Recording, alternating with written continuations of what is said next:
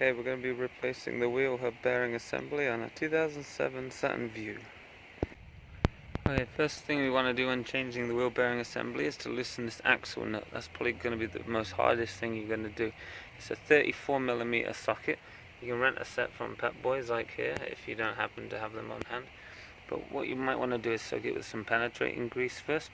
I use a mixture of acetone and transmission fluid. It seems to penetrate the best. Once you've loosened this axle nut, we can then jack up the car and get going. And don't forget to loosen the lug nuts as well before we jack it up. Now the wheel's off.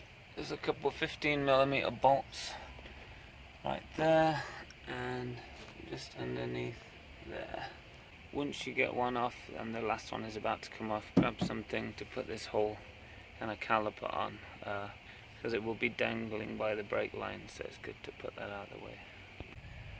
Okay, the brake caliper is now off. It's probably a good idea if you're doing brake pads and discs. It's a good opportunity if those need replacing to do those while you're doing this job. Next step, let's get this 34mm bolt off. Okay, once the nut is flush with the end of the bolt, just leave it there. Don't take it fully off. Take the brake disc off. Next thing we want to do is hit this with a hammer, this whole bit here. The reason we're leaving the bolt in is so the bolt doesn't get burred when we hit it with the hammer. Just hit it enough for the axle rod to come out of the surround right here. Okay, now there's three 13mm bolts, but you might find a 1/2" socket fits a lot better on these. There's one right here, one really awkward one up here, you can see the threads there, and one also right there.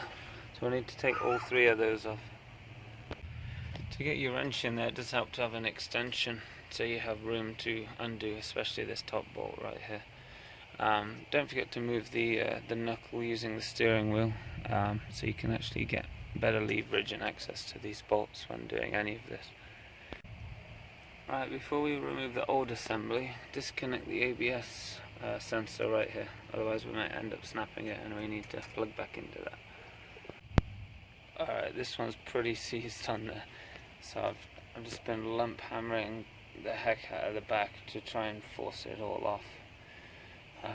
But yeah, don't be shy to give it a few hits. You can see it slowly coming away here, but it is taking a lot of force. You might need a propane torch and some penetrating grease, as well as a lot of hard hits, but eventually it will come off. Alright, it came off. No lie, that took about 20 minutes with basic tools. You can see it's totally seized on there. You just gotta whack the hell out of it. You see another problem, I got a little hole in the boot there which will need replacing, because this is exactly how the wheel bearing went out. Loose dirt gets in here, contaminates the grease, and before you know it, all the bearings are all seized and making noises. So what we're going to do now is sand all this down, this front plate here and inside here, and anti-seize threads and this plate, so if we're ever in here again it won't happen again. Okay, always check your parts, make sure they're the same shape, the bolts, holes are in the same place, the ABS connector looks the same. The last thing you want to do is put on the wrong part. It does happen. Here's the old one, you can see how easily that turns, and if I really rev up the speed, you can kind of hear the bearings totally contaminated. That's where the noise is coming from. The new one, you can barely turn the top of that. That's exactly how you know this is totally gone bad. I have to sand this front face down and on the inside. Don't go absolutely crazy, just make sure it's nice and flush and smooth. Next thing we want to do is put on some anti-seize, so we never have this problem again. When putting the assembly on, make sure the ABS cable is pointing to the same direction as it was before, which is over here on this one. The next thing we want to do is put anti-seize on these bolts going back in the back. Don't worry too much about getting this assembly on inward as hard as you can, because the bolts will naturally bring it in. Just make sure it's all aligned on these 3 points and your ABS is in the right direction. Everything else will pull it all together when we tighten up at the end. Okay, connect the ABS cable back up and clip it onto this right here.